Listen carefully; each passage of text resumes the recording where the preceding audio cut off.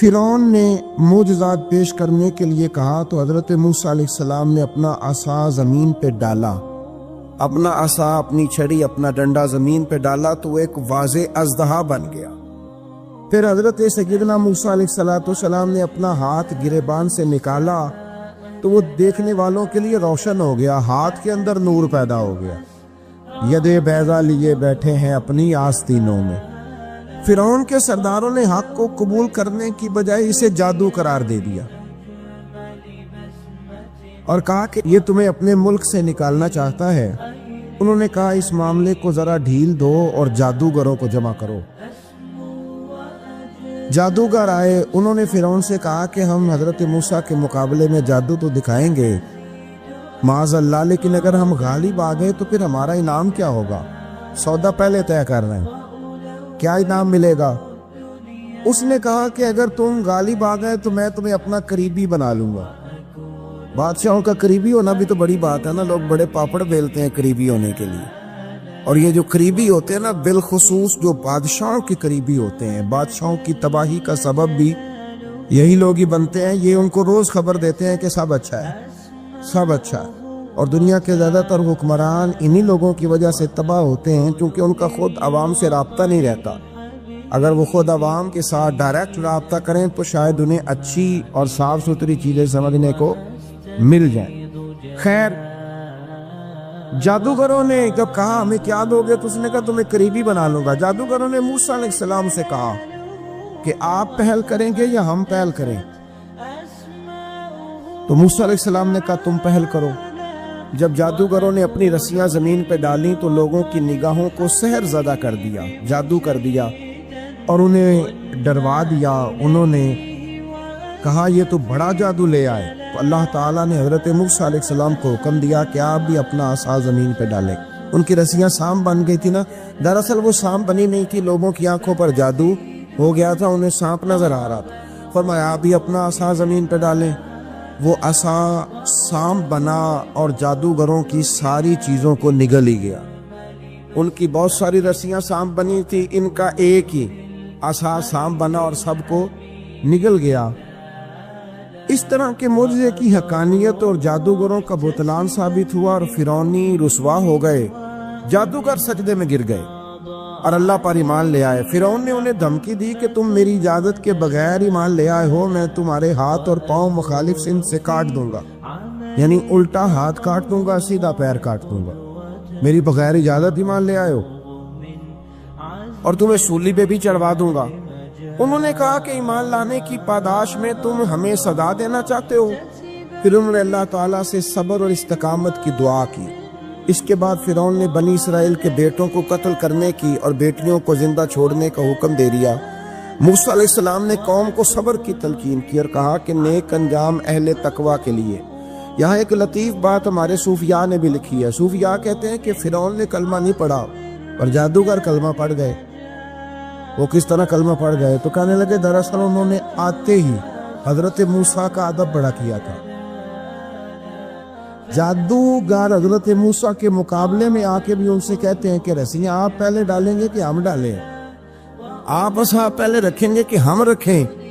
تو اتنا سا ادب کیا تو رب کریم نے فرمایا جو نبی کا ادب کرے وہ بے ایمان نہیں رہ سکتا، جو نبی کا ادب کرے وہ بے ایمان نہیں رہ سکتا، اور جو نبی کی بے ادبی کرے وہ ایماندار نہیں رہ سکتا۔ ختم ہو گئی بات۔ یہاں ہمارے صوفیاء نے یہ بات لکھی ہے کہ چونکہ انہوں نے آتے ہی کہا تھا کہ آپ پہلے ڈالیں گے یا ہم پہلے ڈالیں، تو حضرت موسیٰ سے انہوں نے پوچھ لیا، نبی کے پوچھے بغیر پہل نہیں کی تو اللہ نے انہیں ایمان کی دولت عطا کر۔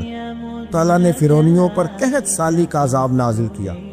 فرعونیوں کا طریقہ یہ تھا کہ اچھائی کو اپنا کمال گردانتے تھے، کہتے تھے یہ ہماری طرف سے، اور برائی کو معاذ اللہ بدشگونی کے طور پر موسیٰ علیہ السلام کی طرف منسوب کرتے تھے، کہتے تھے معاذ اللہ آپ کی وجہ سے یہ سارا کچھ ہو رہا ہے۔ ہوتے نا نہیں کہتے ہیں جب سے میں وہاں گیا ہوں تب سے ہمارے بزرگ ایک لطیفہ بھی سنایا کرتے تھے کہ کسی زمیندار نے نماز پڑھنی شروع کی تھی تو اس کے جانور مرنے شروع ہو گئے۔ اب لوگ سمجھتے ہیں کہ معاذ اللہ شاید یہ کسی بزرگ کے سبب سے ایسا ہے، حالانکہ یہ تو اللہ کی طرف سے آزمائش ہوتی ہے، اس کی حکمتیں ہوتی۔ اللہ تبارک و تعالیٰ نے ان پر عذاب کیا نازل کیا۔ آیت نمبر 130 اور 143 کا بھی آپ سورہ اعراف کی پڑھیں تو اللہ تعالیٰ نے ان پر ٹڈیوں کا، جموں کا، مینڈکوں کا اور خون کا عذاب نازل کیا۔ یہ کس قسم کا عذاب ہے؟ جمعے پڑ گئے، ٹڈیاں آ گئیں، یہ اللہ نے عذاب نازل کیا۔ جب وہ عذاب میں مبتلا ہوئے تو موسیٰ علیہ السلام سے کہا کہ آپ اللہ سے دعا کریں کہ ہم سے یہ عذاب ٹل جائے، اگر ایسا ہوا تو ہم ایمان لے آئیں گے، بنی اسرائیل کو بھی آزاد کر دیں گے۔ لیکن موسیٰ علیہ السلام کی دعا کے نتیجے میں جب عذاب ٹل جانے کے بعد فرعونی پھر اپنے وعدے سے پھر گئے۔ بنو قریظہ والوں نے بھی کئی دفعہ حضور سے وعدے کیے پر اپنے وعدوں پر قائم۔ ایک بات آپ سے یہاں روک کے عرض کر دوں، حضرت موسیٰ کلیم اللہ علیہ السلام، صوفیاء نے اس روایت کو لکھا ہے، بالخصوص مکتوبات 2 صدی میں بڑے خوبصورت انداز میں موجود ہے۔ حضرت موسیٰ علیہ السلام کو نا اللہ کی طرف سے ایک حکم ہوا کہ اس بستی میں جو سب سے نیک آدمی ہے نا اسے ڈھونڈ کے لائے۔ میرا خیال ہے یہ حکم ہمیں ملتا تو یا میں نیک نکلتا یا میرے پیچھے جو ہاتھ باندھ کے چلتے ہیں وہ نیک نکلتے، باقی نہیں کوئی اللہ ماشاء۔ یہ کیسے ہو سکتا ہے کہ کوئی اور بھی نیک ہو؟ حضرت موسیٰ اللہ کے نبی ہیں، مجھے بتائیے جسے حضرت موسیٰ علیہ السلام نیک کہیں گے وہ کتنا کو نیک ہوگا؟ اور پوری بستی میں سے چنا ایک بندہ جناب کلیم علیہ السلام نے اللہ کے حضور پیش کیا، مالک یہ سب سے نیک ہے۔ اب حکم ہوا کہ اس نیک کے ذمے لگائیں کہ بستی میں سے سب سے گناہگار ڈھونڈ کے لائے۔ اب یہ کام میرے اور آپ کے ذمے لگتا تو سارے گناہگار تھے، کوئی شے ٹھیک ہے ہی نہیں سرے سے۔ جس سے بھی آپ سنیں گے اس کے پاس کوئی منفی خبر ہی ہے، اللہ ماشاءاللہ۔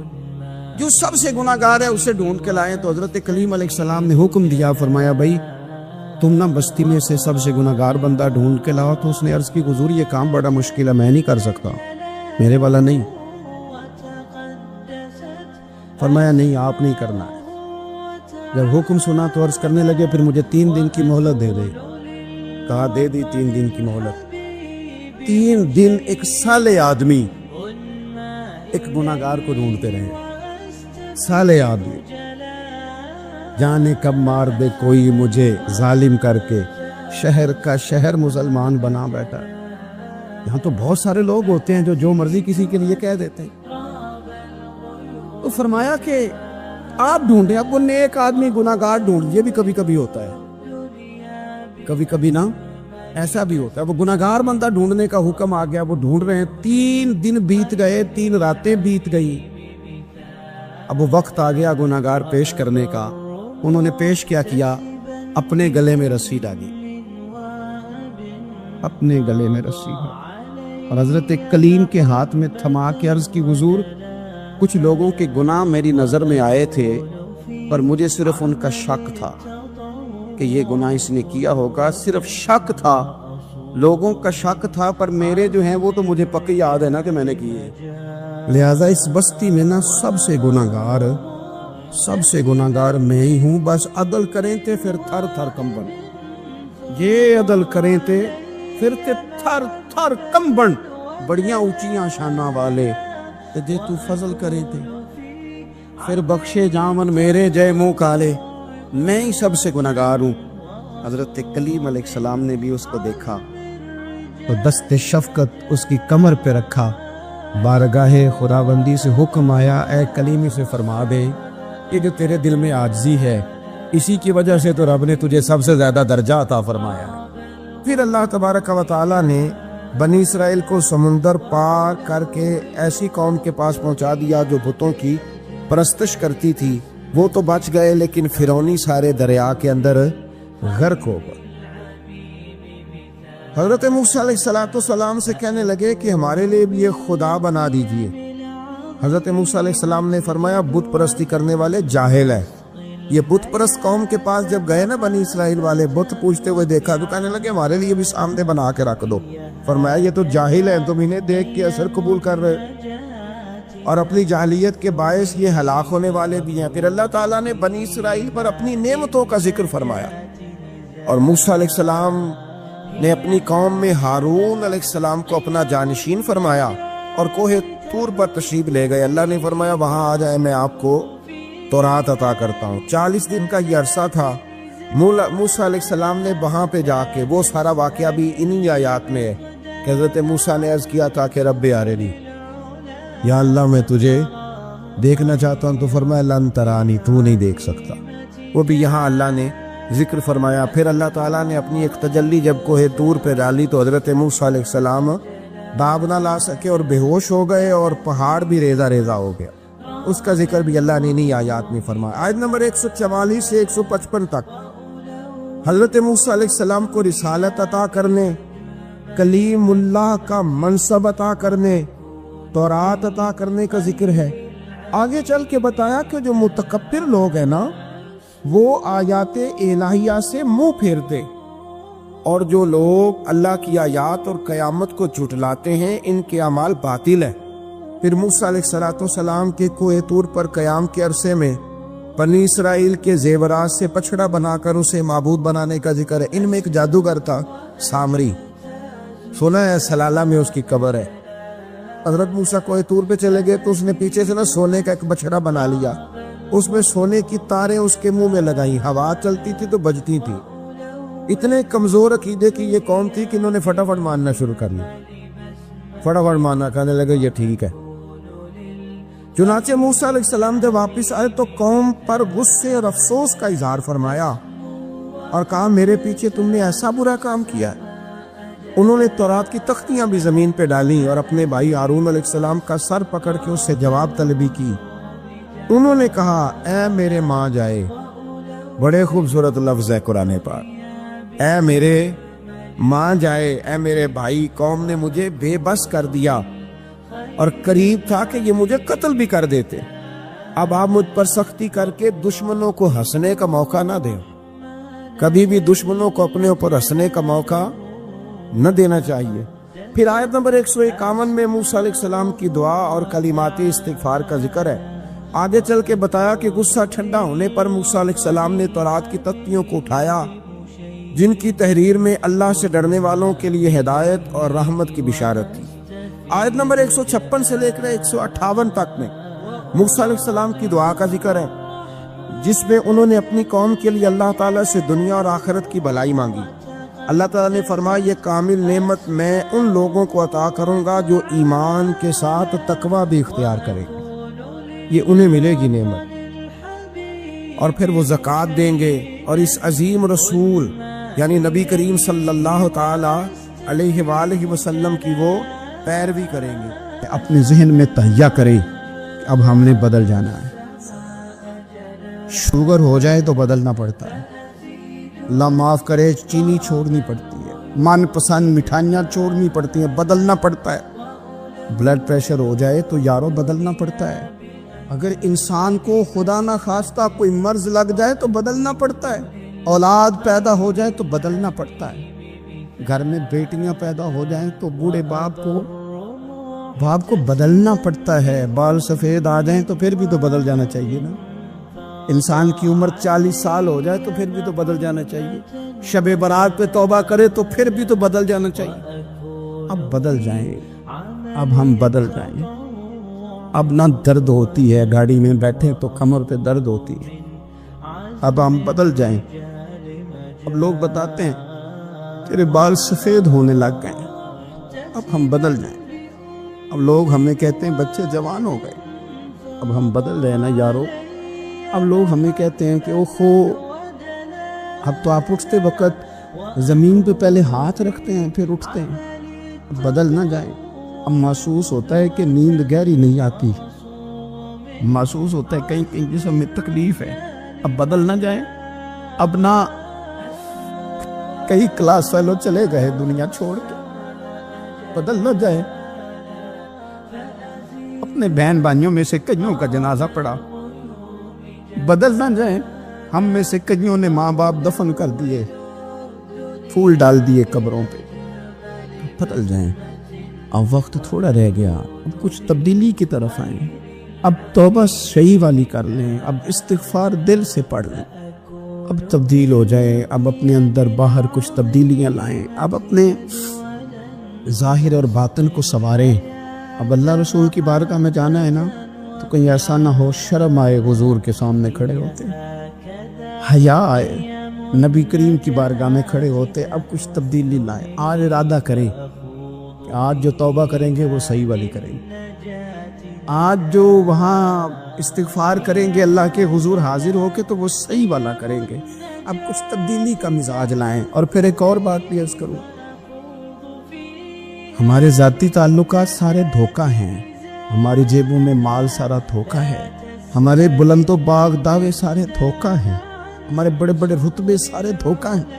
بڑے تعلقات تھے بیٹے کے، پر ماں بیمار تھی تو اسے صحت تو نہیں تعلقات کی وجہ سے ملی، بڑے تعلقات تھے نا بیٹے کے، لیکن جب بیماری زور پکڑ گئی تو پھر کیا کر سکا کوئی؟ بڑے تعلقات تھے، بڑا پیسہ تھا جیب میں، بڑا کچھ تھا، لیکن جب جناب اسرائیل آئے تو پھر کوئی کچھ بھی نہ کر سکا، پھر اپنے رہ گئے اور جس کو جانا تھا وہ سب چلے گئے۔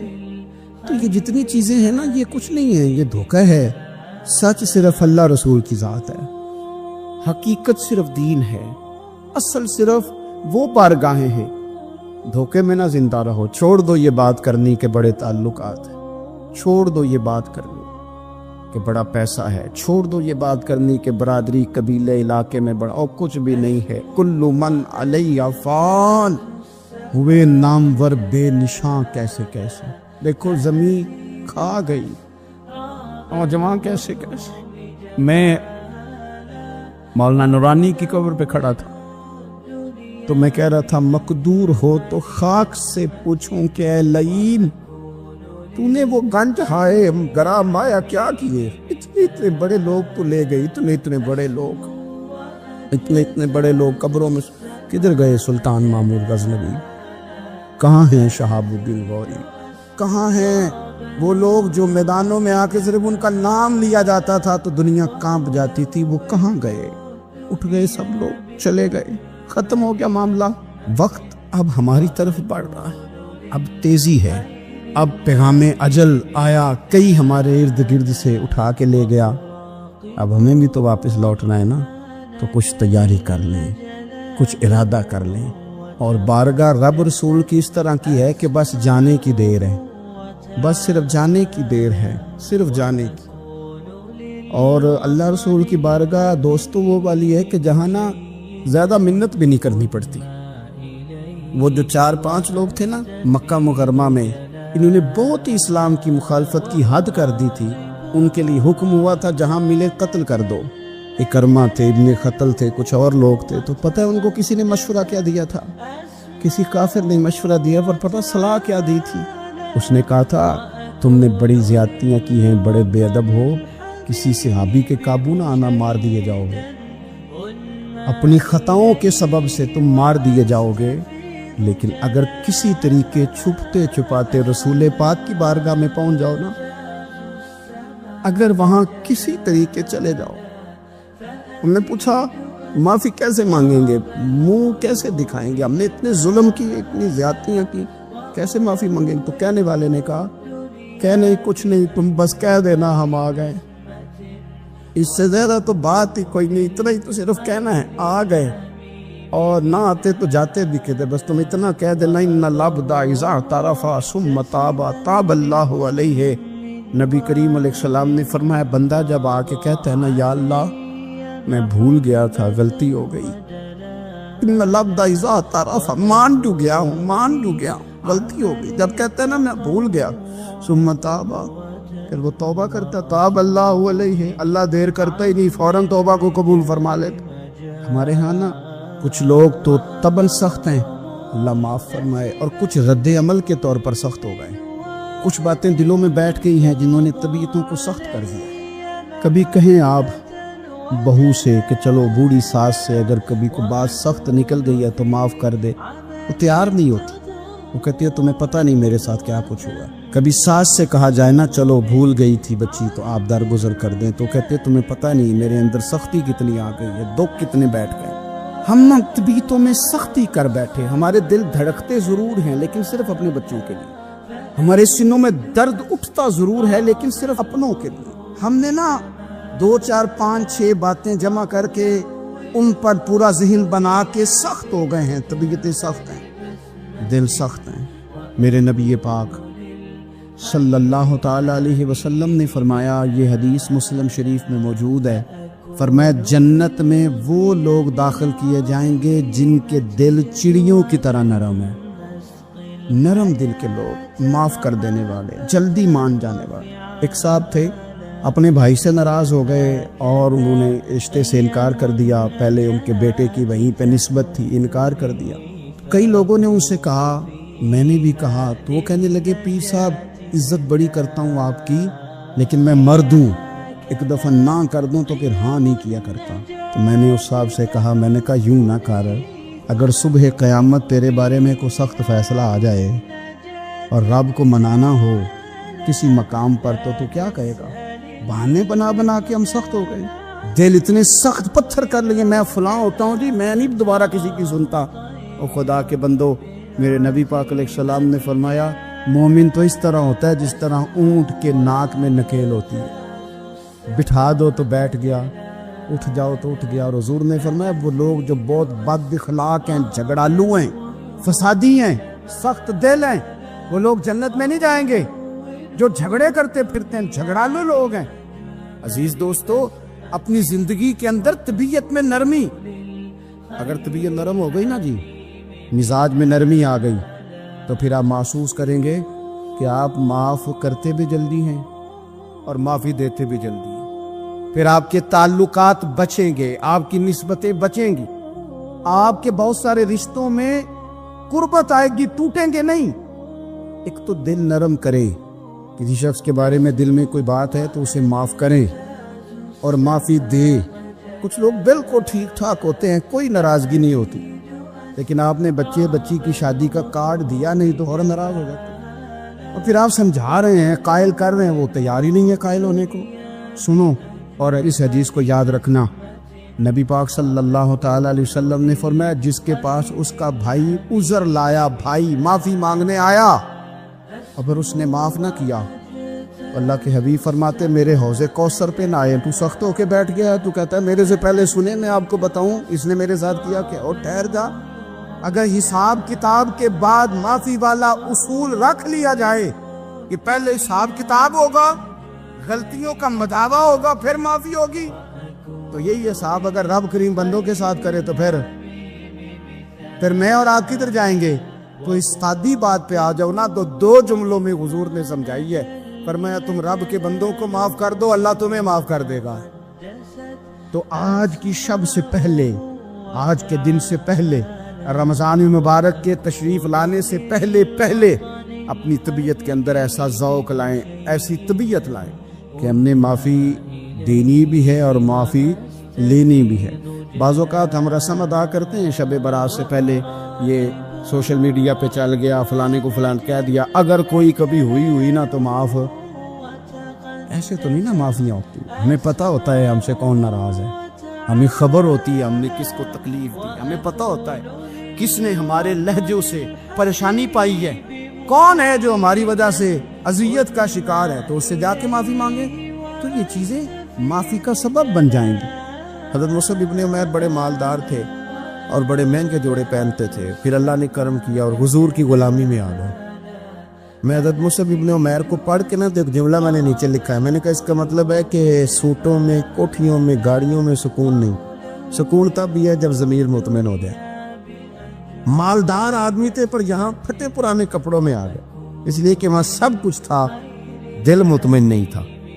تو پہلے حبشہ گئے ہجرت کر کے، پھر مکے واپس آئے، نوجوان آدمی، بوڑھا آدمی نہیں، جوان۔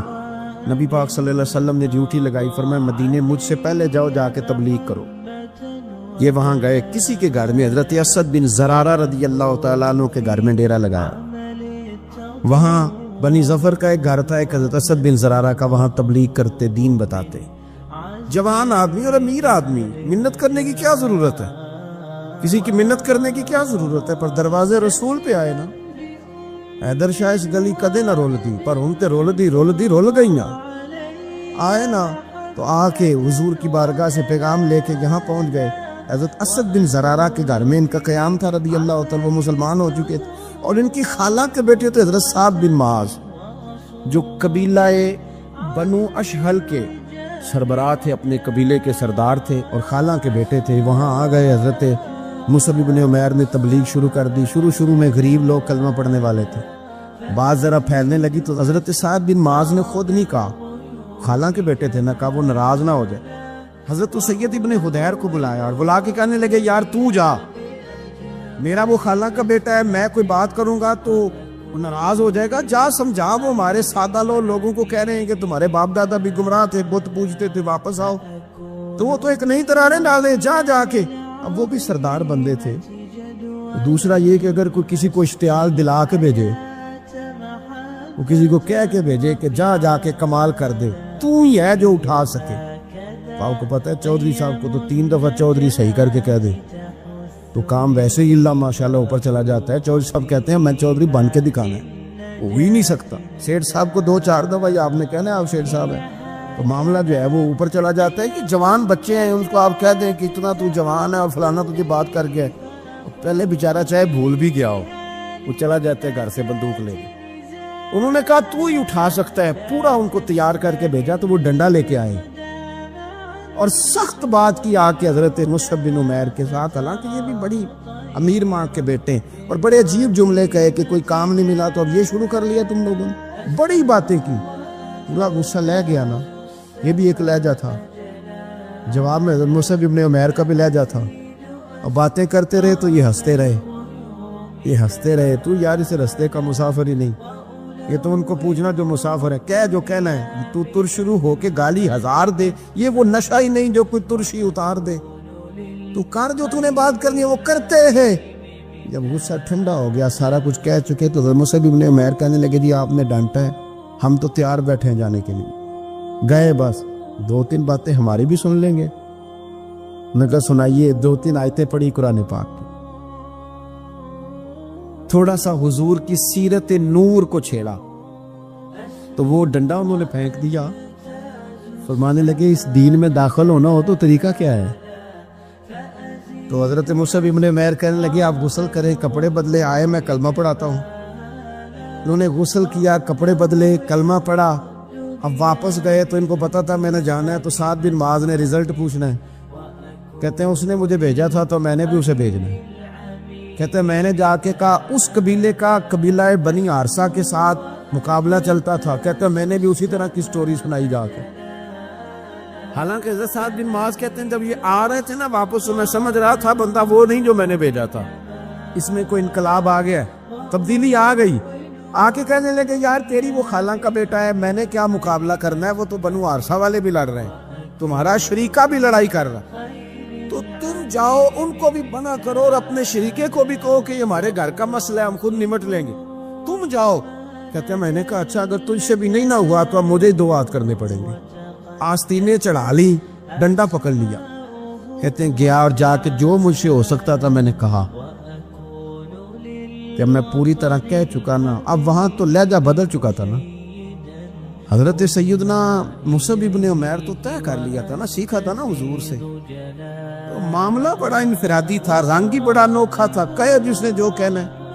اب یہاں تو معاملہ دوسری طرح کا ہوگا، پوری کہتے ہیں میں نے بات کر لی، تو وہ میں نے کہا جاتے ہو کہ نہیں، کہنے لگے جی جانا ہے، جانا کیوں نہیں، تاری مار اڑانا باہو اسی ایک گئی اڈن آ رہے، تیار بیٹھے، ہمیں مدینے والے نے کہا تھا حبشہ جاؤ تو گئے تھے، واپس مکے آؤ تو آئے تھے، اب یہاں بھیجا ہے تو تاری مار اڑانا باہو اسی تھے، اب گئی اڈن ہارے۔ آپ نے فرمایا جانا تو ہے، اور آپ کہہ رہے ہیں جاؤ تو ہم جاتے ہیں، لڑائی نہیں کرتے، پر 2-3 باتیں ہماری بھی سن لو۔ حضرت سعد بن معاذ کہنے لگے سناؤ، تو حضرت مصعب بن عمیر کا لہجے کا حسن، لہجے کی خوبصورتی، لوگ کہتے ہیں جی آپ کے پاس ایسا کیا ہے، تو بھی جواب یہ ہے کچھ تو ایسا ہے نا جو تمہارے پاس نہیں، کچھ تو ایسا ہے نا، تو جاؤ ٹٹولو، سوچو، پتہ کرو، کچھ تو ایسا ہے نا جو تمہارے پاس نہیں ہے، تلاش کرنا چاہیے کہ جو کہیں اور نہیں ہے، اور اگر نہیں تمہارے پاس تو وہ حاصل کرو، پیدا کرو۔ حضرت سیدنا مصعب بن عمیر نے 2-3 آیتیں سنائی، حضور کی باتیں سنائی، تو سن کے صحابہ کی باتیں جب لوگ مسلمان ہوتے تھے، پھر سرور عالم کی یارو گفتار کا عالم کیا ہوگا۔ انہوں نے 2-3 باتیں سنائی تو حضرت سعد بن معاذ بھی مسلمان ہو گئے، اب واپس گئے، ایک قبیلے کے سردار تھے، اور یہ وہ لیڈر تھے جن پر قبیلہ جان دیتا تھا۔ سارے لیڈر اس طرح کے نہیں ہوتے کہ قوم کا ایک خائن ہے، بددیانت ہے۔ لیڈر تھے پر قبیلہ جان دیتا تھا۔ جا کے کھڑے ہوئے قبیلے والوں کے پاس، کہنے لگے میرے بارے میں تمہارا کیا خیال ہے؟ انہوں نے کہا سردار کوئی پوچھنے والی بات ہے، یہ تو ہماری کو نیکی ہے کہ آپ جیسا سردار ملا ہے۔ فرمانے لگے مجھ سے پیار کرتے ہو حضرت جی؟ بڑا۔ فرمایا مجھ پر تمہارے ساتھ آج کے بعد کلام حرام ہے۔ کہا کیوں؟ کہنے لگے اتنی دیر کلام نہیں کروں گا جتنی دیر تو مدینے والے رسول کا کلمہ پڑھ کے مسلمان نہیں ہوا۔ تو حضرت سعد بن معاذ نے سارا قبیلہ مسلمان کر لیا، حضرت سید ابن حضیر بھی مسلمان ہو گئے، اور اتنا بڑا ماحول بن گیا مدینے میں کہ جہاں 12-13 لوگ کلمہ پڑھتے تھے، 70 لوگ اگلے سال حضور کی بارگاہ میں گئے، حضور اب ہماری جمعیت بن کے یا آپ تشریف لائیں۔ اگر سارے اس میں کردار دیکھو گے تو حضور کے کرم سے جو لہجہ دیا تھا نا اللہ نے حضرت مصعب ابن عمیر کو، یہ اس لہجے نے اس کچھ ان کے خلق نہیں کر لی اور کچھ ان کے پیار نے کر لی۔ حضرت انس بن مالک رضی اللہ تعالیٰ عنہ یہ بڑے خوش نصیب خوش بخت انسان ہیں۔ کہتے میری اماں خود مجھے حضور کی بارگاہ میں چھوڑ گئی تھی کہ یا رسول اللہ یہ آپ کی خدمت کرے گا۔ کہتے میں نے 10 سال حضور کی نوکری کی ہے، نبی پاک نے کبھی اوف بھی نہیں کہا۔ بلکہ بخاری مسلم میں ایک انوکھی بات موجود ہے، فرماتے مجھے ایک دن حضور نے فرمایا جا یہ کام کر کے آ۔ کہتے میرے دل میں یہی تھا کہ فوراً جاؤں گا، اسی طرح لفظ موجود ہے، میرے دل میں تھا جاؤں گا کر کے آؤں گا۔ حضور نے فرمایا کر کے آ، دل میں پکا ارادہ تھا جاؤں گا، لیکن اپنی زبان سے میں نے کہا حضور میں نے کوئی نہیں جانا۔ یہ کیوں بات کی؟ یہ ذرا لاڈ کے ساتھ کی، یہ ذرا ناز کے ساتھ کی، یہ ذرا نا محبت کے ساتھ کی، یہ ذرا حضور جو پیار کرتے تھے نا اس پیار کو سامنے، حضور میں نے نہیں جانا۔ تو کہتے حضور تھپکی دے کے یہ غلام سے بات ہو رہی، حضور فرمانے لگے چل نہ تجھے کہا نہ جا کر کے آ۔ کہتے میں چلا گیا، اسی ارادے سے گیا تھا جاؤں گا، لیکن رستے میں جب میں گیا تو بچے کھیل رہے تھے، میں نے بھی کھیلنا شروع کر دی۔ کھیل رہا ہوں دیر ہو گئی، حضور نے بھیجا تھا کسی کام۔ اب جب زیادہ دیر ہوئی تو کریم گھر سے نکلے، اور جب حضور نے مجھے دور سے دیکھا اور مجھے کریم کے آنے کا پتہ چلا تو اب میں ڈرا، اب میرا انداز بڑا جدا گانا ہو گیا کیونکہ حضور نے بھیجا تھا۔ یہ تو خادم کی بات ہے نا، ایسا اچھی گل دسیا جی اپنا منڈا بھی کدے نہ جائے تھے، اور تینوں میں کلیا سی تو گیا کیوں نہیں؟ ناراض نہیں ہونا آپ نے، لیکن چلو بچہ ہے، کسی وقت دیر سویر بھی ہو ہی جاتی ہے، کیوں اتنی سختی کرتے ہیں؟ حضرت انس بن مالک کہتے ہیں جب حضور کو آتے دیکھا تو میں پوری طرح ڈر گیا، لیکن قریب محبوب جب میرے قریب آئے اور مجھے ڈرا ہوا دیکھا نا تو پھر رحمت للعالمین محبوب کی رحمت کا بادل چھایا، اور جب حضور مجھے دیکھ کے ہنسے نا بس وہ ہنس گئے اور میرا کام بن گیا۔ بس کریم تھوڑی دیر ہوئی، ایک آیا کالیاں زلفاں والا، ایویں 2 کڑیاں میرے من وچ رکیا تے کر گیا نور اجالا، بات بن گئی، بات طبیعت ٹھنڈی ہو گئی۔ تو حضور فرمانے لگے میں نے کہا تھا جاؤ، گئے نہیں۔ اب جب حضور مسکرا گئے تو بات ہی ختم ہو گئی۔ یا رسول اللہ صلی اللہ علیہ وسلم جانے لگا ہوں، تو حضور نے پھر شروع سے بات شروع کر دی، حضور جانے لگا ہوں، فرمایا جا دوڑ کے آ، پھر جو کہا تھا وہ کر کے آ۔ لیکن وہ بیچ میں جو دیر ہوئی تھی، وہ جو لیٹ ہوئی تھی، اور جو میں کہہ کے آیا تھا میں نے نہیں جانا، حضور نے اس بات پر مجھ سے کوئی سختی نہیں کی۔ اللہ تعالیٰ نے قرآن حکیم میں فرمایا ہے کہ الا ان اولیاء اللہ لا خوف علیہم ولا هم یحزنون، فرمایا خبردار ہو جاؤ، بے شک جو اللہ کے دوست ہیں انہیں نہ کوئی خوف ہے اور نہ وہ کبھی غمگین ہوں گے۔ ولی کی زیادہ تعریف کرنے کی بجائے اگرچہ بہت ساری تعریفات کی جا سکتی ہیں، اگر صرف اتنی بات پر ہی غور کیا جائے کہ اولیاء اللہ، وہ اللہ کے دوست، نہ دولت کے دوست، نہ شہرت کے دوست، نہ اقتدار کے دوست، نہ ان چیزوں کے دھنی۔ اولیاء اللہ، اللہ تعالیٰ کے ولی وہ ہوتا ہے جو رب کا دوست ہو، ہر صورت میں رب کی دوستی کو نبھائے، اللہ کی رضا چاہتا ہو، اللہ تبارک و تعالیٰ کی رضا پہ چلتا ہو، اللہ کی مخلوق سے اللہ کی رضا کے لیے محبت کرتا ہو، اللہ تبارک و تعالیٰ کے دین کو پھیلانے کا شوق اور جذبہ رکھتا ہو، قرآن مجید کو رب کریم کی محبت میں ابلاغ کرنے کا، ترویج کرنے کا، پڑھنے پڑھانے کا شوق رکھتا ہو، دوست ہوتا ہے وہ اللہ کا۔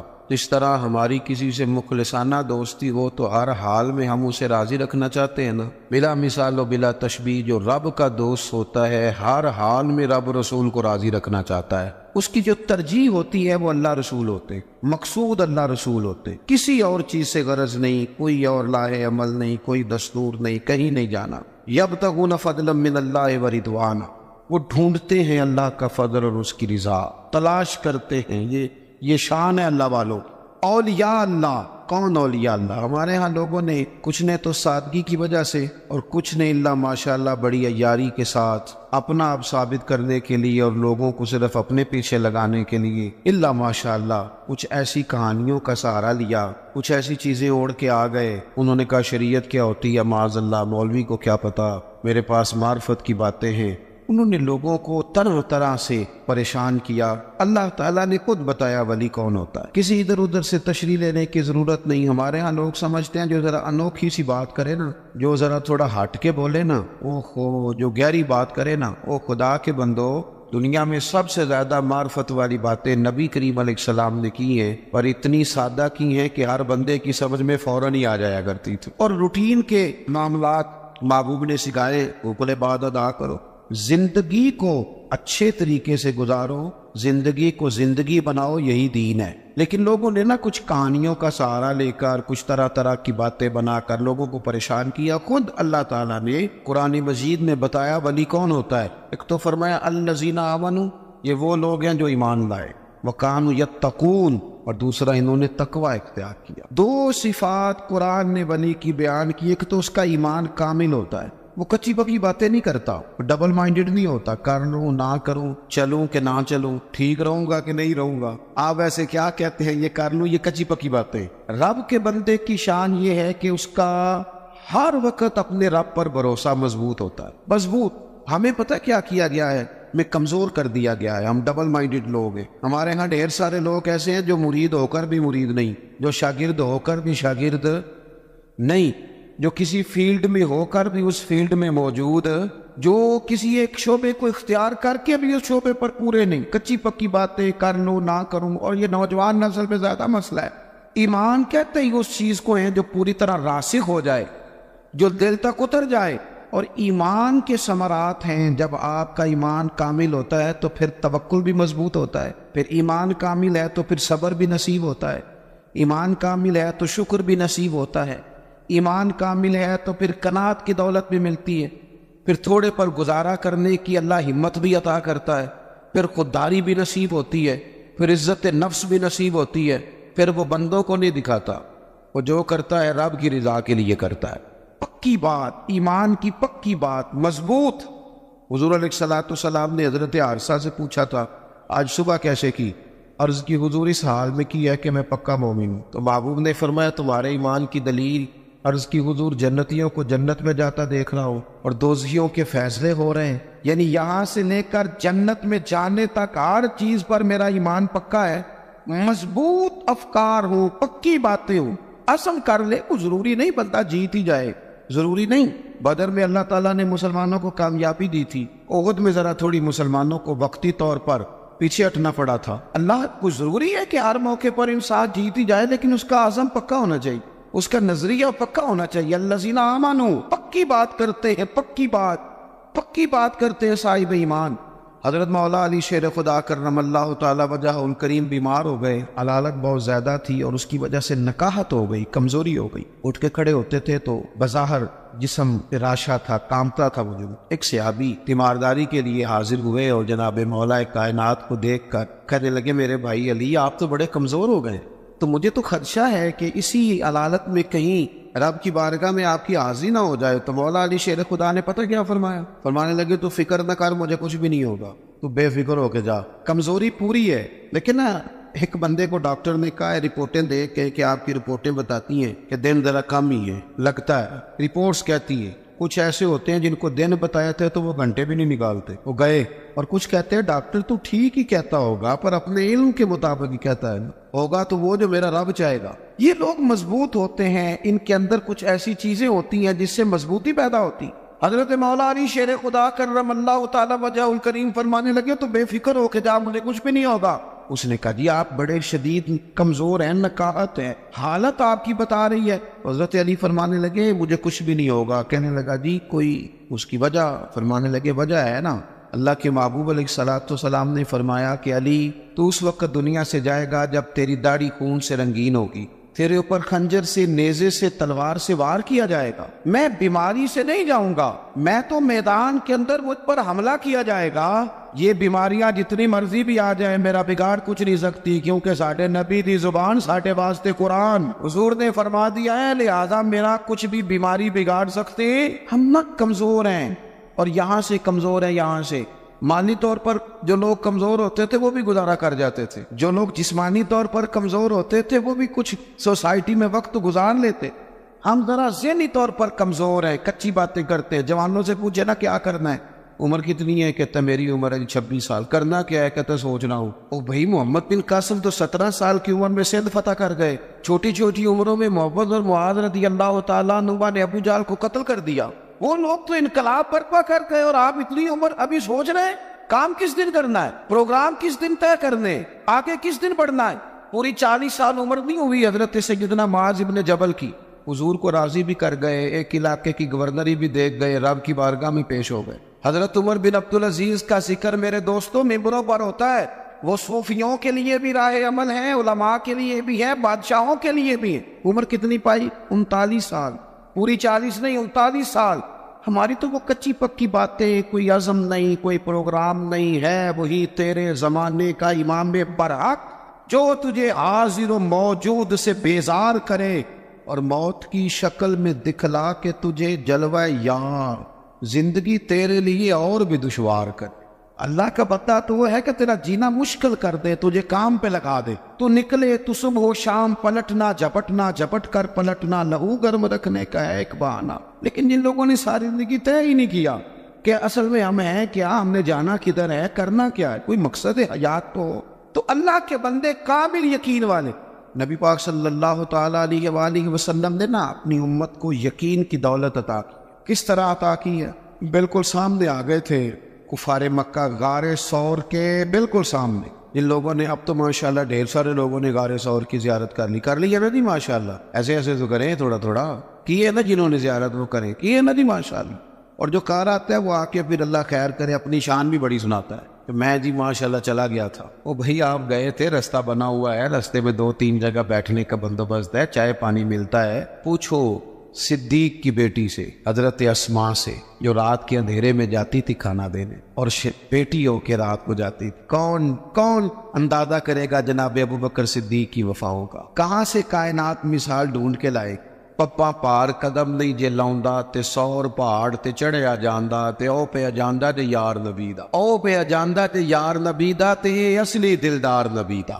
میرے عزیز، غار ثور کے بالکل باہر نہ ایسے دروازے پر ایک چھوٹا سا سوراخ ہے، دائیں طرف دیکھیں، وہاں سے نہ پیر نظر آ رہے، کافر آ گئے۔ حضرت صدیق نے کہا حضور وہ تو آ گئے۔ یہاں پتہ چلتا ہے بندے کا توکل کس طرح کا ہے، یقین کہ حضور یہ کھڑے، پہنچ گئے، آ گئے، نہیں بالکل بندے پر سوار ہو جائے کہ ٹینشن پوری طرح غالب ہو جائے، لیکن بندہ مومن کہے میں مومن ہوں، میرا رب پر بھروسہ مضبوط ہے، یا رسول اللہ وہ تو آ گئے۔ تو حضور نے کیا فرمایا؟ قرآن مجید سورہ توبہ، کہا لا تحزن، ابو بکر غم نہ کر۔ اللہ کہہ رہے جوانوں آپ کو سمجھ آئے میں کیا کہہ رہا ہوں، نہ تو اندر کوئی بارود پڑا ہے، نہ اندر کوئی اسلحہ ساتھ ہے، بندے تو، اور باہر وہ کتنے سارے، اور دروازے پر آ گئے، این بالکل دروازے پر۔ حضور کیا فرماتے ہیں؟ لا تحزن، غم نہ کر۔ کیوں نہ غم کر؟ کیا کس بنیاد پر نہ کر؟ تو وہ بنیاد سنیں اور اس کو سمجھیں۔ ہم مسلمان ہیں، ہماری تھوڑی سی انفرادی سوچ ہونی چاہیے دوسروں سے، ہم لاوارث نہیں ہیں، ہم رب رسول والے ہیں۔ ہماری باتیں کچی پکی نہیں ہونی چاہیے، انہیں پختگی ہونی چاہیے، ان کے اندر کمال۔ وہ حضرت باجدید بستامی رحمۃ اللہ علیہ ایک مسجد میں اعتکاف میں بیٹھے تھے، وہ دور جا کے آپ اعتکاف بیٹھتے تھے، کہتے تھے یہاں نہ بستان میں لوگ ہاتھ بڑے چومتے، لوگ دیکھ رہے ہوتے ہیں کہ فلانے کی بڑی شان ہے، لیکن اگر بندہ صوفی ہو نا، درویش ہو، تو وہ ڈر رہا ہوتا ہے کہ تو یار اتنے لوگ میرے پیچھے پھرتے ہیں، رب کی بارگاہ میں جواب بھی دینا ہے۔ تو حضرت بایزید نے ارادہ کیا کہ دور جا کے کہیں اعتکاف بیٹھنا ہے، اٹھ بلیا چلو تے وسیع جتھے وس تیری ساری انے، نہ کوئی ساڈی ذات پچھانے تے نہ کوئی سانو منے۔ دور جا کے تو لوگ جانتے نہیں تھے، تو حضرت اپنا خشک راشن وغیرہ ضروریات کی چیزیں لے گئے تھے، اعتکاف بیٹھے۔ جو بندہ بھی آتا کہتا پاپا روٹی کہاں سے کھاؤ گے؟ فرمانے لگے بھی اللہ اسباب بنائے گا، انشاءاللہ بہتری ہو جائے، کچھ میرے پاس سامان۔ کہنے لگے نہیں وہ تو ٹھیک ہے، پر کیسے؟ میں کہہ رہا ہوں اللہ دے گا۔ اللہ تعالیٰ کو کسی واسطے کا محتاج تو نہیں، معاذ اللہ، وہ دے گا۔ اگرچہ دنیا اسباب سے چلتی ہے، پر کچھ چیزیں میرے پاس ہیں، لیکن وہ جو بھی آتا نا، روٹی کہاں سے کھاؤ گے؟ حضرت بایزید رحمۃ اللہ علیہ ایک دن فرمانے لگے، جب تنگ آ گئے نا، ہر نمازی پوچھتا، تو آپ فرمانے لگے یہ 7 یہودیوں کا گھر ہے، میں نے پیسے دے دیے، 2 روٹیاں صبح 2 شام مجھے دے دیا کریں گے، اور ذرا اونچی آواز میں کہا تاکہ سارے سن لیں۔ وہ لوگوں نے پوچھنا چھوڑ دیا۔ سر شام حضرت بایزید نے سارے نمازی بٹھا لیے، کہنے لگے سنو یار، جب میں تمہیں کہتا تھا نا رب دے گا، تم پوچھتے تھے کیسے، اور جب میں نے کہا کہ ان کے گھر سے آ جائیں گی تم چپ کر گئے ہو۔ آؤ نا دوبارہ سے سوچیں کہ ہمارا یقین کامل کدھر ہے، آؤ نہ دیکھیں کہ وہ توکل کدھر ہے۔ اقبال کہنے لگے سن ہے تہذیب حاضر کے گرفتار، غلامی سے بدتر ہے تیری بے یقینی۔ یہ جو تو کچی پکی باتیں کرتا ہے تو غلاموں سے بھی بدتر زندگی گزار۔ پکی بات ہو، مضبوط اعصاب ہو، مضبوط بات، اس میں جھول نہ ہو، اس میں کمی نہ ہو، اس کے اندر کوئی ایسا انداز فکر نہ ہو، انسان مضبوط افکار کے ساتھ آگے چلے تو پھر وہ یقین کامل کی دولت کی طرف بڑھتا ہے، پھر اسے مضبوطی نصیب ہوتی ہے۔ لیکن ہمارے یہاں یہ ہوتا ہے کہ بہت کمزور لوگوں کی باتیں ہیں، بڑی کچی باتیں ہیں۔ نبی کریم صلی اللہ تعالی علیہ وسلم فرما رہے ہیں غار ثور میں، آپ کی توجہ ہے میری بات پر، سامنے کھڑے ہیں قریش مکہ، حضور کیا کہتے ہیں؟ لا تحزن، غم نہ کر۔ حضور کوئی سبب بھی تو ظاہری ہونا چاہیے نا کسی چیز کا، لیکن کریم نے کہا لا تحزن، ابو بکر غم نہ کر۔ کیوں نہ کر؟ ان اللہ معنا، اس لیے نہ کر کہ بے شک اللہ ہمارے ساتھ ہے۔ جن کے ساتھ رب ہو وہ دنیا داری کے معاملات میں کبھی غمگین، جن کے ساتھ رب ہو۔ لیکن ہم نا، وہ اکبر آبادی نے کہا تھا کہ مصیبت میں بھی اب یاد خدا ہم کو نہیں آتی، دعا منہ سے نہ نکلی، جیبوں سے عرضیاں ہی نکلی۔ ہم نہ دفتروں کے چکر تو کاٹتے ہیں، مصلی نہیں بچھاتے، ہم سفارشیں تو ڈھونڈتے ہیں، دعائیں نہیں کرتے، ادھر ادھر سے اپنے تعلقات تو لڑاتے ہیں، لیکن اللہ کی رحمت کو نہیں مناتے۔ ایک تو ولی کی شان یہ ہے کہ کامل ایمان، اور دوسری بات وَكَانُوا يَتَّقُونَ، ولی متقی ہوتا ہے، تقوی والا، پرہیزگار۔ نمازی کو پرہیزگار نہیں کہتے، نماز پڑھنے والا نمازی ہے، حج کرنے والا حاجی ہے، قرآن شریف پڑھنے والا قاری ہے، یاد کر لینے والا حافظ ہے، گناہ سے بچنے والے کو پرہیزگار کہتے ہیں۔ متقی کہتے ہیں جو گناہ سے پرہیز کرے۔ اور میں آپ کو صحیح بتاتا ہوں، تجربہ کر لینا، دعائی کھانا آسان ہے، پرہیز کرنا اسی طرح نماز پڑھنا بعض اوقات آسان ہے، لیکن پرہیز کرنا، نمازی بن کے دکھانا مشکل ہے۔ پرہیزگار، متقی کہتے ہیں پرہیزگار کو۔ میں ایک دفعہ اپنی اماں جی کو لے کے ڈاکٹر کے پاس گیا ہوا تھا، تو ایک اماں جی آئی ہوئی تھی بوڑھی، وہ ہم سے پہلے ان کا نمبر تھا، تو کھانس رہی تھی بڑا۔ تو ڈاکٹر کہنے لگا اماں جی جی تسی چول چھڑ دیندے ہو تو پھر میں دوائی بھی تہاڈی کٹا دینا، جی تسی چول نہیں چھڑ دے تو پھر میں دوائی لکھ دینا۔ تو اماں جی چھوڑی دیر چپ رہی تے بعد کہنے لگیا پتر تو دوائی لے کے دے۔ یعنی پرہیز مشکل کام ہے، لوگ دوائی کھا لیں گے اور سالوں کھا لیں گے۔ پرہیزگاری، متقی پرہیزگار وہ بندہ ہوتا ہے جو بولنے میں بھی محتاط ہو، کھانے میں بھی محتاط ہو، بے لگام نہ ہو، سوچ کے بولے، حلال کھائے، طیب بات کرے، وہ کسی کے ساتھ گفتگو کرنے میں ڈرے کہ اس کی دل آزاری نہ ہو جائے، وہ محتاط ہو، محتاط۔ ہمارے ہاں لوگوں کو باتیں کرنے کا بڑا شوق ہے، وہ اتنی باتیں کر جاتے ہیں پتہ ہی نہیں ہوتا کس کس کو تکلیف دے جاتے، اپنے آپ کو بتانے کا بڑا شوق ہے، وہ اس قدر زیادہ آگے بڑھتے ہیں کہ کئی دفعہ نا اس میں کمزوری آ جاتی ہے کہ وہ دائرہ کار کراس کر گئے۔ متقی شخص وہ ہوتا ہے جو ذرا محتاط ہو، احتیاط والا ہو، پرہیزگار ہو۔ حضرت سیدنا عمر فاروق رضی اللہ تعالیٰ عنہ نے نا حضرت ابی بن کعب رضی اللہ تعالیٰ عنہ سے ایک دفعہ پوچھا، اگرچہ حضرت عمر بھی بڑے عالم تھے لیکن جناب ابی بن کعب رضی اللہ تعالیٰ عنہ قرآن مجید بڑا سونا پڑھتے تھے، اس لیے ان کی ذمہ داری تھی کہ وہ تراویح کی امامت کریں گے۔ آپ نے پوچھا کہ اے ابی بن کعب، آپ بڑے حدیث کے جاننے والے ہیں اور قرآن مجید پر بڑی آپ مطالعہ کی نظر رکھتے ہیں، ایک بس مسئلہ تو بتائیں۔ یہ مسائل پوچھنے کا نا ہمیں بھی ذوق بنانا چاہیے، جب شوق ہو جاتا ہے، ذوق ہو جاتا ہے، پھر دل بھی لگ جاتا ہے۔ حضرت ابی بن کعب رضی اللہ تعالیٰ عنہ سے حضرت عمر نے سوال پوچھا، کہا جناب بتائیے، یہ بار بار کئی بار اللہ تعالیٰ نے قرآن مجید میں تقوی کی بات کی ہے، بار بار کہا ہے پرہیزگاری اختیار کرو تاکہ تم پرہیزگار بن جاؤ، اللہ پرہیزگاروں کے ساتھ ہے، اللہ پرہیزگاروں سے محبت کرتا ہے۔ تو یہ پرہیزگار کون ہے، یہ تقوی کیا ہے؟ تو بڑی سادی سی مثال دی حضرت ابی بن کعب نے۔ آپ کو سمجھ آ رہی ہے میری باتوں؟ حضرت ابی بن کعب رضی اللہ تعالیٰ عنہ سے پوچھا کہ بتائیے متقی کون؟ یہ آپ نے تعریف یاد رکھنی ہے تقوی کی، اگرچہ بہت ساری تعریفات موجود ہیں، لیکن حضرت ابی بن کعب کہنے لگے، اے عمر، اگر آپ تنگ رستے سے گزر رہے ہو، دونوں طرف جھاڑیاں ہوں، کانٹے دار جھاڑیاں، رستہ تنگ ہو، اور آپ نے کھلا لباس پہنا ہو تو آپ کیسے گزریں گے؟ حضرت عمر کہنے لگے، بڑی صاف سی بات ہے، ذرا کپڑے سمیٹ لوں گا اور تھوڑا سا نہ ادھر ادھر دیکھ کے محتاط ہو کے گزروں گا کہ میرے کپڑے جھاڑیوں سے الجھ نہ جائیں۔ حضرت ابی بن کعب کہنے لگے، بس یہی سادی سی بات ہے، دنیا میں بھی دونوں جانب گناہوں کی جھاڑیاں ہیں، جو ذرا اپنے آپ کو سمیٹ کے گزر جائے اسے متقی اور پرہیزگار کہا جاتا ہے۔ ذرا سمٹ کے گزرے، غیر محتاط نہیں، بات کرے تو احتیاط سے، اور سب سے بڑا مسئلہ رزق کے معاملے میں محتاط ہو۔ جو لوگ رزق حرام کھاتے ہیں نا، روحانی زندگی ختم ہو جاتی ہے۔ رزق حرام سب سے بڑا نقصان یہ کرتا ہے کہ بندے کی عبادت کی لذت چلی جاتی،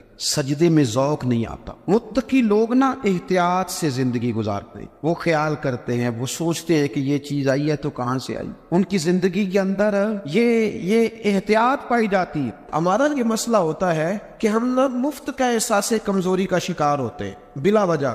ہمارے بزرگ تھے، وہ فرمایا کرتے تھے کہ بھئی اگر تمہیں کوئی بندہ مولوی صاحب کہے تو پریشان نہیں ہونا، اس کو باعث فخر سمجھنا ہے۔ بعض لوگ پریشان ہو گئے، میں نے تو میرا مولوی نہ سمجھی، وہ کہتے تھے اسے کہا کرو نہیں تو مینوں سمجھی میں مولوی ہوں۔ اس میں کمزوری والی کون سی بات؟ اسے اپنی عزت کا، احترام کا پتہ ہونا چاہیے، اسے پتہ ہونا چاہیے اللہ نے اسے کیا اعزاز عطا کیا۔ تو بندہ مومن اللہ تبارک و تعالیٰ نے اسے بڑے اعزازات سے نوازا ہوتا ہے۔ یہ تو کلمہ پڑھ لیتے ہیں نا، جب کلمہ، پھر اس کی شان یہ بن جاتی ہے کہ کنتم خیر امت، کلمہ پڑھتے ہی اللہ تعالیٰ اسے ساری امتوں پر اعزاز عطا فرما دے۔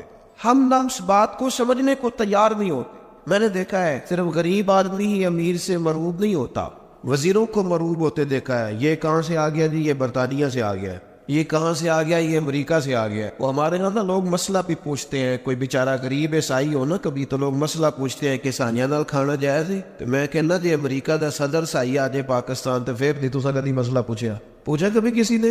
وہاں تو سارے بیٹھے ہوتے ہیں، حضرت مسکرا رہے ہیں، آپ غور کریں بات پہ، وہاں جو مولوی مفتی مشیر ہوتے ہیں وہ بھی ساتھ بیٹھے ہوتے ہیں۔ کبھی کسی نے پوچھا ہے کہ جائز ہے؟ کس مطلب ہے؟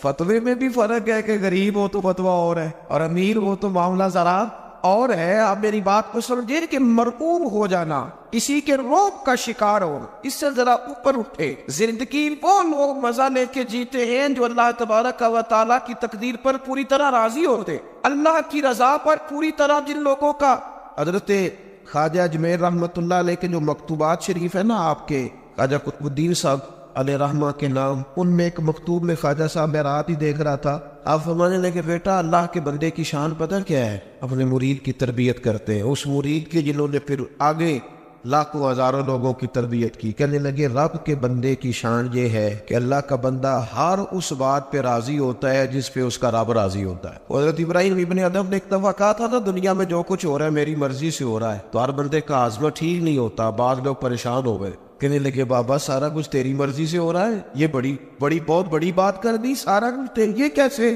تو آپ فرمانے لگے دراصل میری مرضی وہی ہے جو میرے رب کی مرضی، میں نے اپنی مرضی چھوڑ دی ہے۔ وہ بات پہلے تھی جب سے اپنی مرضی رب کی مرضی میں فنا کی ہے نا، اب جو ہو رہا ہے میری مرضی سے ہو رہا ہے، جو کہ میرے رب کی مرضی سے ہو رہا ہے۔ جب بندہ پہچان لیتا ہے نا کہ یار میرے اندر تو صلاحیت ہے، میں کچھ کر سکتا ہوں، پھر وہ کسی جگہ اپنا وقت نہیں ضائع کرتا، پھر وہ کسی ایسی جگہ کھڑا نظر نہیں آتا جو جگہ اس کے اسٹیٹس کے مطابق نہ ہو، پھر وہ صبح سے لے کے شام تک سارا ٹائم بننے سنورنے میں نہیں گزارتا، پھر سادے کپڑوں سے بھی، سادہ طرز زندگی سے بھی، عام لباس سے بھی، جو یسر آ جائے اس سے وہ بڑے بڑے کام کر جاتا ہے۔ آپ جہاں رہتے ہیں جہاں ابھی بھی گلی سے گاڑی کو گزرنے میں 25 منٹ لگ جاتے ہیں، لیکن جہاں سے فتاوی نوریہ کو گلی گلی پہنچنے میں کوئی منٹ بھی نہیں لگا، وہ پہنچ گیا ہے سب جگہوں پہ۔ اس لیے کہ جب آپ کا مزاج ہوتا ہے نا کہ مجھے کام کرنا ہے، اعلیٰ حضرت बरेलवी रहमतुल्लाह अलैह के ज़माने में कहाँ इतनी जिद्दत थी, कहाँ इतना कुछ पहुँचाया जा सकता था, कैसे 1 मिनट में हर चीज़ जगह जगह पहुँचाई जा सकती थी। लेकिन उनको पता था मैं लिखूंगा, मैं काम करूंगा, पीछे इखलास था।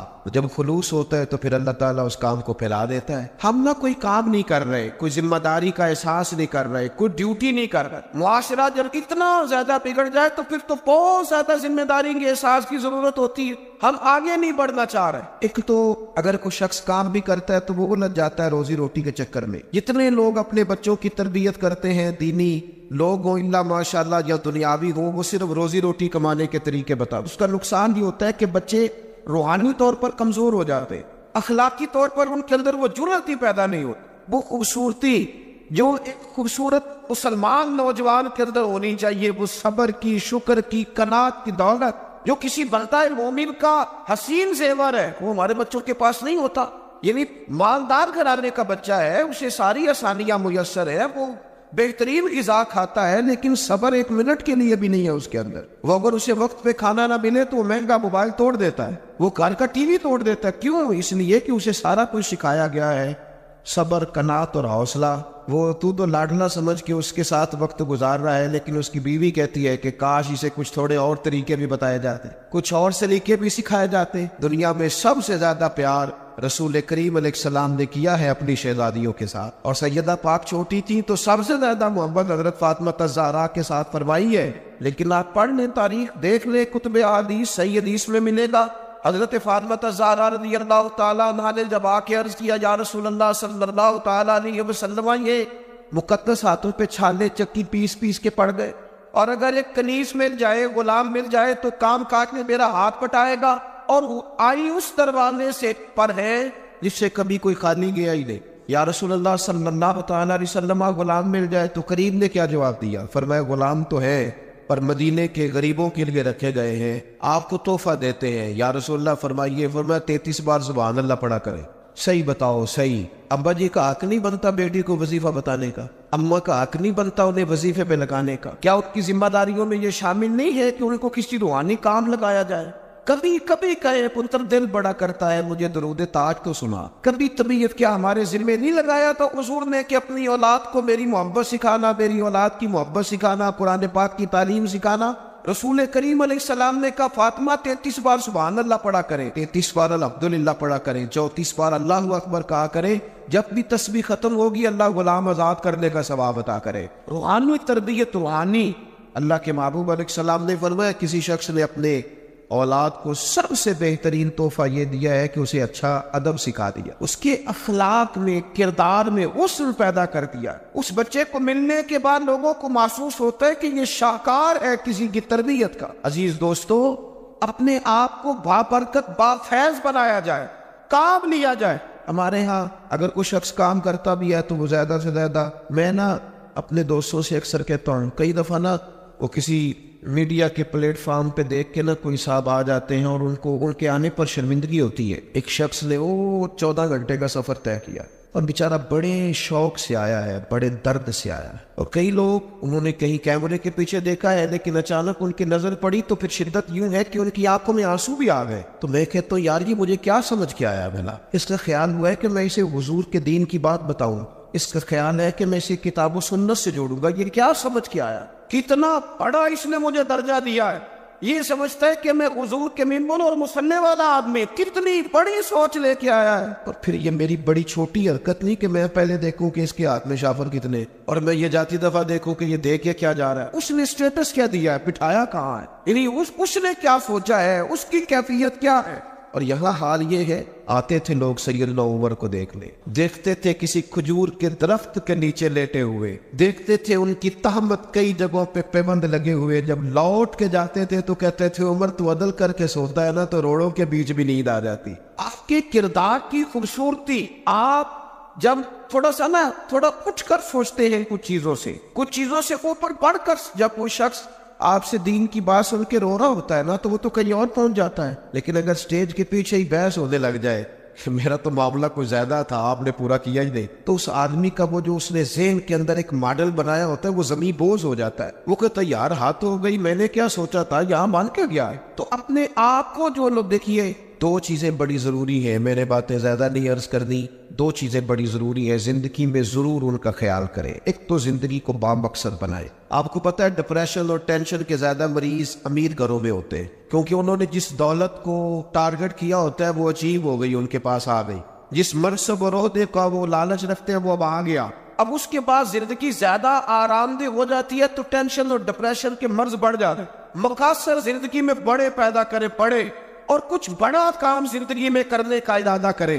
دیکھیں اللہ کے رسول صلی اللہ تعالی علیہ وسلم نے فرمایا جس بندے نے درخت لگایا نا زمین پہ، جب تک کوئی چرندہ پرندہ یا انسان نفع اٹھائے گا نا اللہ لگانے والے کو اجر عطا کرے۔ ہماری نا یہ سوچ کبھی نہیں بنتی کہ یار چلو میں نے اپنے گھر کے اندر اتنی محنت کی ہے، اور جو 1.25 کروڑ 1.5 کروڑ کا گھر بنایا اس کے باہر نا بالکل گلی میں پانی کھڑا ہوتا ہے، جس نے اتنا رقم وہاں خرچ کرنی ہے وہ اگر چند ہزار یہاں میں لگا دیتا رفع عامہ کے لیے، آپ حضرت سے پوچھ نہیں لیے گا، لوگوں کو کھانا کھلانے کا بھی بڑا نفع ہے اور لوگوں کا رستہ کشادہ کرنے کا بھی بڑا نفع ہے، لوگوں کے لیے کسی قسم کا بھی احسان ثواب ہم کرتے ہیں، ہمارے یہاں مروجہ طریقے کے مطابق کر دیا جاتا ہے، بڑا اچھا ہے، وہ بھی بڑا عمدہ ہے۔ لیکن جب حضرت سعد نے آ کے عرض کی تھی یا رسول اللہ صلی اللہ تعالیٰ علیہ وسلم میری والدہ کا انتقال ہو گیا ہے اور اماں غلام آزاد کرنا چاہتی، تو حضور میں اگر کسی کی گردن چھڑا دوں، غلام آزاد کرا دوں، گردن پس جاتا ہے وہ بندہ جس نے کسی کا قرضہ دینا ہوتا ہے، تو یہ معنی اس سے لے لے، اس روایت سے یہ والا معنی کر لے، کہا اگر میں غلام آزاد کر دوں تو میری اماں کو فائدہ ہوگا، تو کریم نے فرمایا ضرور آزاد کر، رب تیری اماں کو اس کا اجر عطا کرے گا، چل تو بھی کسی کا قرضہ معاف کر دے اماں کے احسان ثواب، چل وہ جس کو تو نے ایڈوانس دے کے رکھا ہوا ہے نا ملازمت پہ اور تنخواہ بھی پوری نہیں دیتا اور بیچارہ جا بھی نہیں پاتا، چھوڑ دے اس کے پیسے ایڈوانس کی، اسے آزاد کر دے، اس کا ثواب بھی تیری والدہ کو جائے گا۔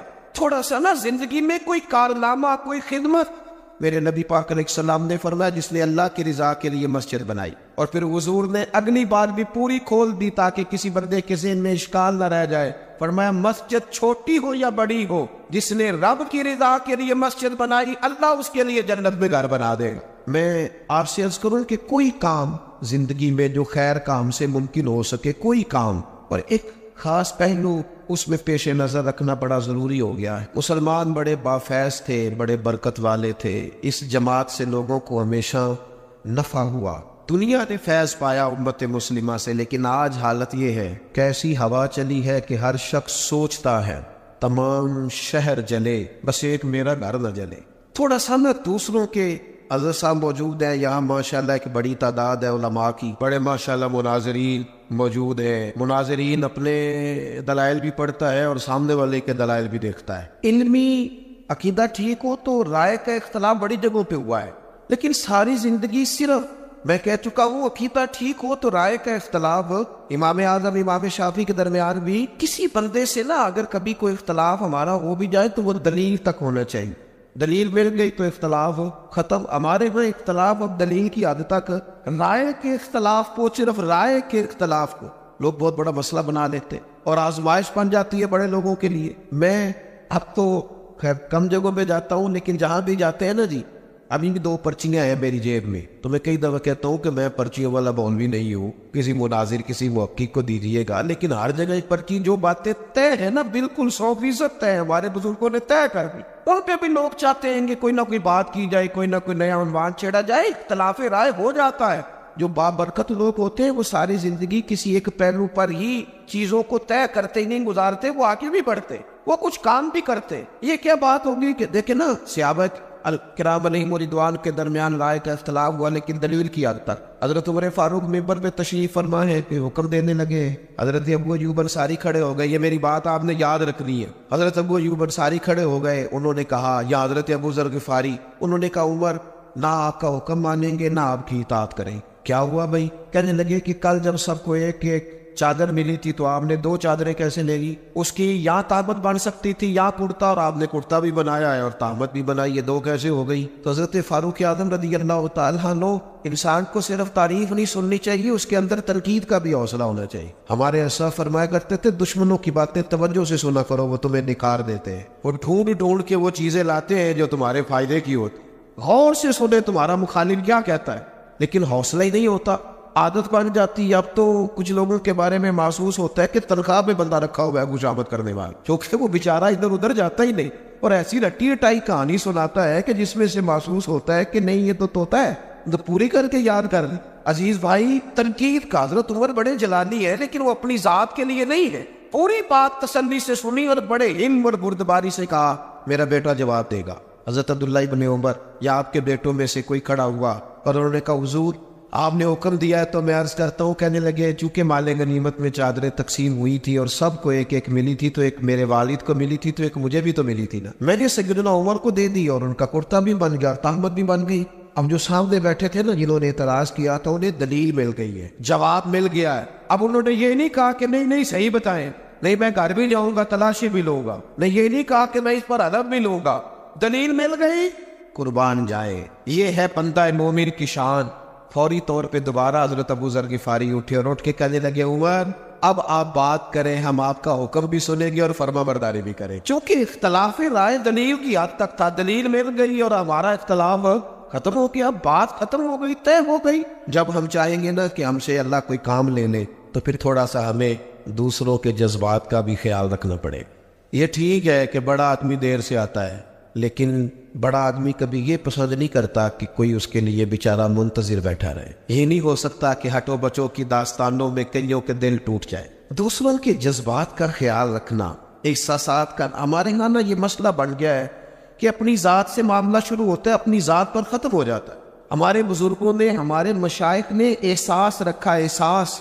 میں اپنے حضرت کی بارگاہ میں بیٹھا تھا، ایک بزرگ آ گئے، اب وہاں 3-4 مفتیان کرام بیٹھے ہیں جنہوں نے اپنے فتاوی جات کی تصدیق لینی ہے، تو بابا جی آ گئے تو وہ اب سادی باتیں، بیٹا بڑا تنگ کرتا ہے، ساری باتیں بہو کی مانتا ہے، شادی سے پہلے بڑا نیک تھا۔ یہ بھی بندہ اپنے دل کو تسلی دیتا ہے، ورنہ جو پہلے نیک ہوتا ہے وہ بعد میں بھی نیک ہی ہوتا ہے، اور جو پہلے نہیں ہوتا وہ بعد میں بھی کسی اور کا نام لگ جاتا ہے، ورنہ وہ بعد میں بھی معاملہ ایک تو ساری نہ سادی باتیں حضرت اس کو جواب دیتے ہیں۔ پھر اس نے وہ ساری تسلیوں کے بعد کہا مجھے تعویذ بھی چاہیے، ایک لکھا تو اس نے کہا نہیں ایک برکت کا بھی چاہیے، اس نے کہا ایک تعویذ مجھے نظر کا بھی چاہیے، تو وہ تسلی لے کے وہ شخص اٹھ کے چلا گیا۔ ایک مفتی صاحب کہنے لگے حضور اس طرح کے بندے میرے والے کر دیا کریں، تو حضرت فرمانے لگے کیوں؟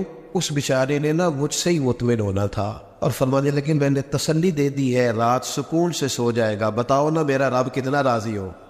یہ جو احساس ہے نا کسی کا، یہ جب طبیعت میں پیدا ہو جاتا ہے نا، جب اس کے اندر جب ذوق پیدا ہوتا ہے، میں جمعہ لیٹ نہیں کرتا اس لیے کہ جب مجھے کوئی لیٹ کرے تو مجھے تکلیف ہوتی، اس لیے میں بھی نہیں کسی کو لیٹ کرتا۔ میں کہتا ہوں جب میں لیٹ نہیں ہونا پسند کرتا تو کوئی بیچارہ کیوں لیٹ ہو۔ تھوڑا سا احساس، میں نے کہا تھا بات ختم کرنی ہے، آپ مصروف ہے اس میں کوئی شک نہیں، لیکن گھر میں اماں ہے، اس کا دل کرتا ہے جب آپ جائیں تو وہ سارا دن کی باتیں آپ سے کریں۔ والد بیچارے بیمار ہیں، کئی دفعہ معذور ہے، کسی جگہ بیٹھے ہیں، وہ منتظر ہیں، انہوں نے ساری بات آپ سے کرنی۔ آپ مفتی صاحب ہوں گے، علامہ صاحب ہوں گے، انجینئر ہوں گے، ڈاکٹر ہوں گے، پروفیسر ہوں گے، کچھ بھی ہوں گے، لیکن اس کے تو پتر آپ ہی ہیں۔ یہاں آپ کو تھوڑی دیر وقت گزارنا ہے، نہ سمجھ آئے تو پوچھ لو جناب ام ایمن سے کس طرح رسول کریم جا کر خبر گیری کرتے۔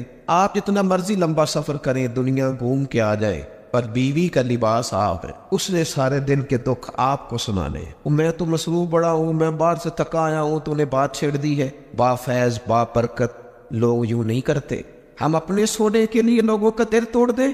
سنو، اور بات ختم ہوئی۔ سیدہ عائشہ صدیقہ رضی اللہ تعالیٰ عنہ فرماتی ہے ایک دن رسول کریم نے مجھ سے فرمایا، کہا عائشہ ایک بات کروں تم سے، حضور میرے تو نصیب جاگ گئے، کرم ہو جائے۔ فرمایا جب تم راضی ہوتی ہو مجھ سے تب بھی مجھے پتہ چل جاتا ہے، اور جب تمہارے دل میں کوئی بات ہوتی ہے جب بھی پتہ چل جاتا ہے۔ کہتی ہے میں فٹافٹ اور زیادہ امتن گوش ہو کے عرض کرنے لگی حضور میں اور آپ سے ناراض؟ تو فرمایا بتاؤ پھر۔ یا رسول اللہ فرمائیے۔ فرمایا عائشہ تم کبھی کبھی قسم اٹھاتی ہو؟ یا رسول اللہ اٹھاتی ہوں۔ فرمایا جب راضی ہوتی ہو تو کہتی ہو مجھے محمد مصطفیٰ کے رب کی قسم، اور جب تمہارے دل میں کوئی بات ہوتی ہے تو پھر کہتی ہو مجھے حضرت ابراہیم کے رب کی قسم۔ حضرت عائشہ صدیقہ کہتی ہے میں تمہیں بتا نہیں سکتی لوگوں میری کیفیت کیا تھی۔ وہ بات کہاں یا رسول اللہ آپ لفظوں تک کا خیال رکھتے، جملوں تک کا احساس فرماتے ہیں کہ کوئی کیا سوچ رہا ہے، کیا بول رہا ہے، کہاں تک سوچے گئی ہوئی ہے۔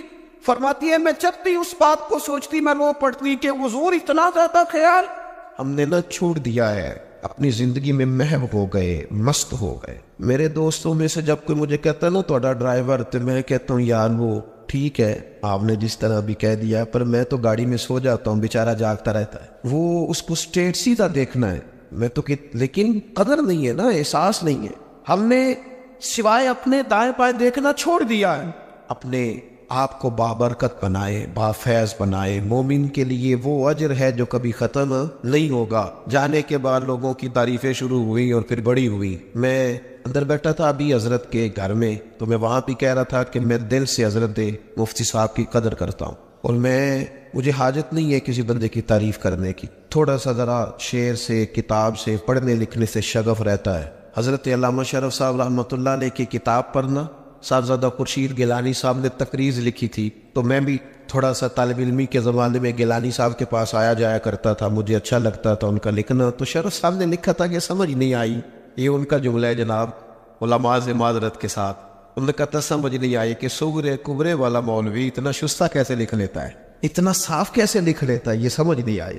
پھر کہنے لگے ہاں سنا ہے مرغا بھی جب پانی سے نکلتی ہے تو پر خشکی ہوتے ہیں اس کے، سنا ہے کہ جو کچھ لوگ ایسے ہوتے ہیں کہ جو جس جگہ بیٹھتے ہیں پھر وہ محفل اور انجمن کا حضرت بڑا صاف ستھرا لکھتے، عمدہ لکھتے، اور بعض منظر نامے تو ایسے ہیں کہ جو لوگ نہیں گئے وہ بھی اگر صحیح طرح پڑھ لیں تو محسوس ہوتا ہے کہ وہ آ گئے۔ تو کچھ لوگوں کی قدر کریں اپنی زندگی میں۔ میں ایک جگہ پہ موجود تھا تو مجھے وہاں کے لوگ کہنے لگے کہ ہمارے یہاں کے بعض علماء سے ہمیں شکوہ ہے، آپ بڑے اچھے ہیں۔ میں کہ میں رہندہ نہیں نہ کر کے، اگر آ گیا پکا تو پھر معاملہ شاید کچھ اور ہوگا۔ جی ہوتا ہے ایسا، جو چیزیں زیادہ قریب ہوتی ہیں وہ بعض اوقات زیادہ، جو زیادہ دور ہو وہ محسوس ہوتا ہے کہ شاید زیادہ بڑی ہے۔